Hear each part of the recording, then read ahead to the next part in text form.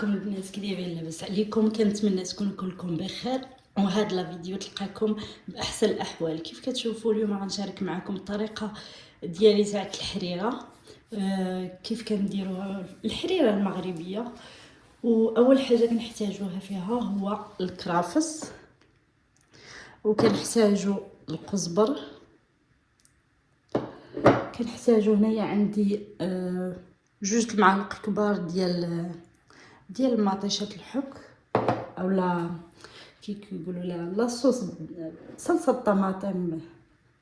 وعندي هنايا الشعريه رقيقه، وعندي غنحتاجو كذلك الحمص، وهنايا عندي العدس اللي مفزق من قبل، وعندي غنحتاجو 4 ديال المطيشات، وبصله وحده.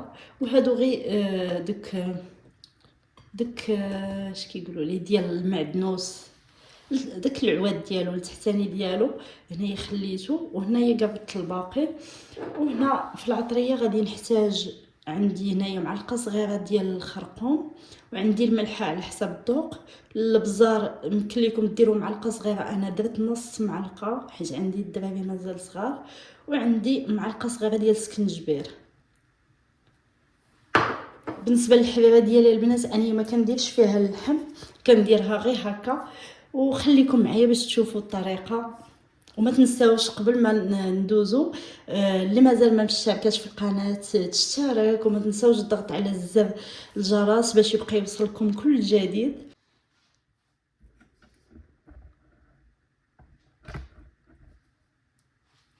اول حاجه البنات هي هاد المطيشه غادي نقطعها على 4 كيف كتشوفوا، ونخليها قابطه من هنايا من تحت، ونحطها هنايا.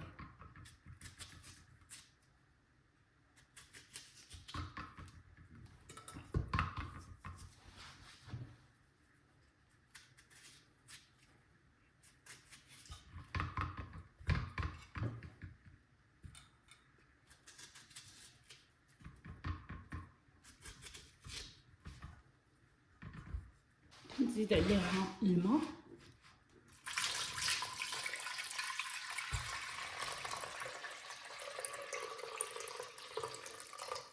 شويه ديال الماء كيف كتشوفوا. درتها هنايا غادي نزيد عليها وغنخليها حتى طيب ديك المطيشه.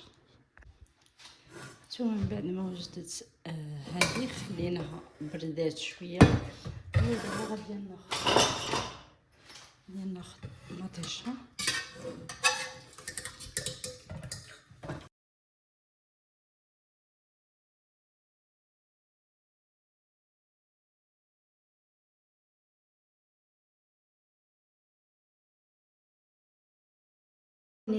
حيت مطيشه هاد الماء اللي بقى في الكوكوط غادي نخليه حتى هو غادي نستعملو من بعد. دابا غندوز نطحن بعدا مطيشه.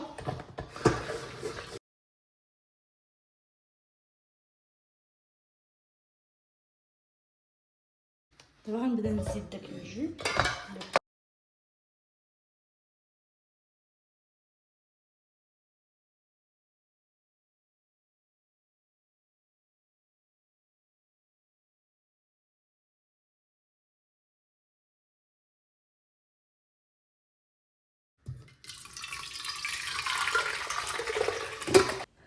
المهم هنايا غندوز غنحك هاد البصله، ومن بعد كنضيفها على ديك مطيشه اللي طايبه. كنضيف عليهم الحمص، عندي هنايا حتى العدس 100 غرام، وغنضيف عليهم داك المعدنوس،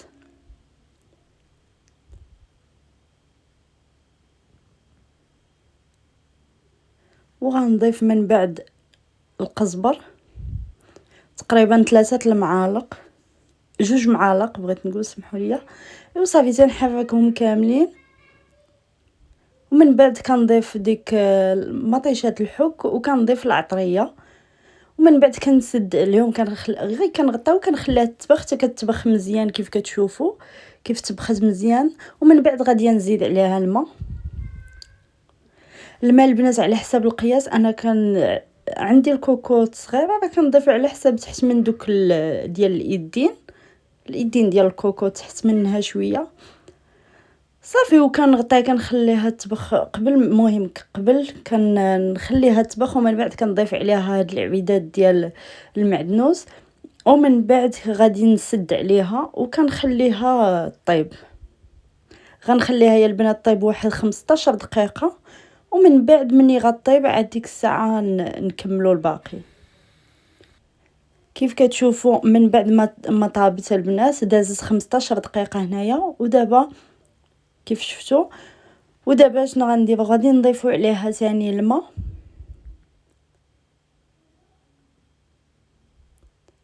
على حسب القياس اللي بغيتو نتومايا. مهم ومن بعد ما ضفت الماء هانتوما غادي نخليها ثاني تطبخ شويه.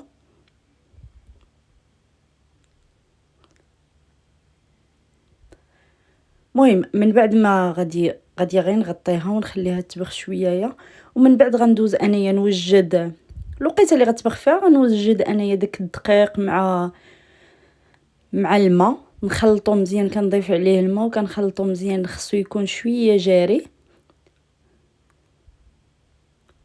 كيف شفتوا خلطته مزيان تنحركو بالطراب من الاحسن حيت الفرشيطه فايت جربتها انايا ما زعما ما كدير والو. الطراب كيحل كاع دوك العقيدات ما كيخليهمش. وكنضيف عليها هاد مطيشات الحك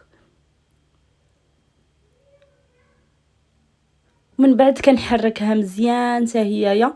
وما تنساوش كندير فيها انا حتى شويه الملحه ما قلتهاش لكم هنايا. ولكن ومن بعد كناخذ ديك بيضه وحده حتى هي كنطربها مزيان. وهنا من بعد ما طبخت هذه الحريره ديالي كنضيف عليها ديك الفيرميسيل اولا الشعريه وكنخليها تطبخ. وكل مره ما ننساهاش عليها، كان خاصك تحركيها كل مره. ومن بعد ما حسيت بديك الشعريه طابت شويه من بعد كنضيف البيض، ديك البيضه اللي طربنا وكنبقى نحركها. ومن بعد منين شفتها طبخت مزيان حتى هيايا وبانت ليا واجده صافي ضفت عليها غير شويه ديال المعدنوس باش كتعطينا هاد الشكل، غير كتعطي شويه المنظر. كيف كتشوفوا هي الحليبه ديالنا واجده جات على مزيناتها البنات وكتجي بنينه. جربوها وما تنساوش الا عجبكم لا فيديو ديروا لايك والاشتراك في القناه وضغطوا على على الجرس باش يبقى يوصلكم كل جديد. ونتلاقاو في فيديو جديده ان شاء الله. شكرا لكم، سلامه.